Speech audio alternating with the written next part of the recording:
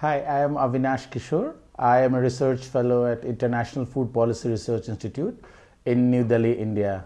So agriculture in Asia faces this, the biggest challenge that it has is its very large number of very small farmers. There are more than 400 million farmers who on average own less than 1 hectare of land. Making agriculture profitable for them is one big challenge that Asian agriculture faces. A second challenge which has emerged in recent years is that of sustainability. Depleting groundwater table, depleting quality of soil and other natural resources. That is posing a second challenge. A third major challenge that Asia is facing and will only become more serious in years to come is the climate change. Climate change is supposed to have a large negative effect in Asia, and how these poor farmers will deal with these climate shocks is the third challenge. A fourth challenge which has always been there for Asia is this challenge to produce more with less. The population is growing, it's becoming richer, so its consumption demands are increasing. How do we produce more food when the resource limitations are becoming more pressing? So those are the four challenges in Asia. The good thing with Asian agriculture is that the farmers in Asia are quite entrepreneurial.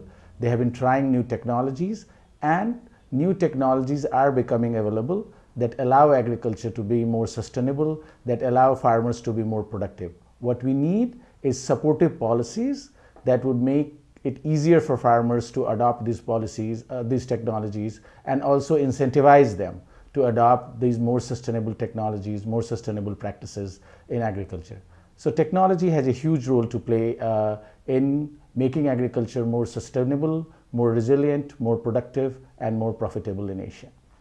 So farmers in Asia have always been open to new technologies, new practices, new crops, new kinds of seeds.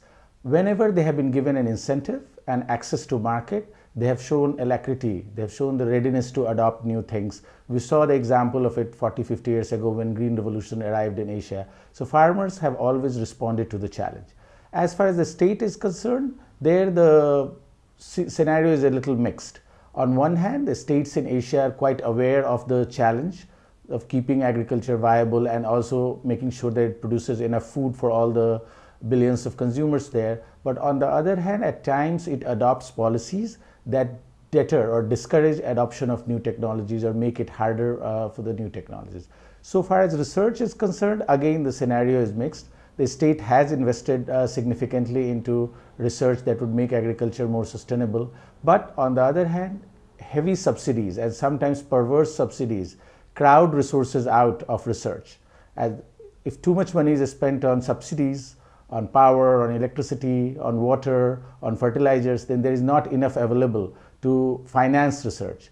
All the research that we have done shows that the return to money is highest in research and development, but not enough has been invested so far, and the state governments, the central governments in the region need to invest more money in universities, in research institutions, and doing more research that will benefit farmers. It will have very high returns. As far as technology is concerned, it has solved the one big problem that we thought would create huge issues in Asia in 50s and 60s. Over last several years, 30-40 years, population boom has happened, but the total calorie availability has kept up. So that is a big achievement. A second big achievement of Asian agriculture is that in recent years, when we look at the climate shocks or weather shocks, droughts, heavy rainfalls, the agriculture production has been resilient to these big shocks. The overall availability of food grains has not gone down as much as it used to go down, let's say 40-50 years ago. So that's a big accomplishment. And new breeding technologies, new technologies to reach out to farmers has helped. What we need with the digitization technology, digitization solves a big problem that we face in Asia. Millions of very small farmers reaching out, extension for them is very costly because each of these are very small and scattered over a vast countryside. Digitization allows us to reach to them quickly. So it is showing promise, but we need to do more to realize its full promise. Research shows that it is already helping farmers to realize higher prices in many areas. It is allowing research institutions to reach to farmers and transfer technology faster than they used to. But we need to do more there. There's a lot to be done in making technology bridge the gap between the lab and the land, lab and the farm. And there more work is needed from private sector, public sector, and general policy investment also.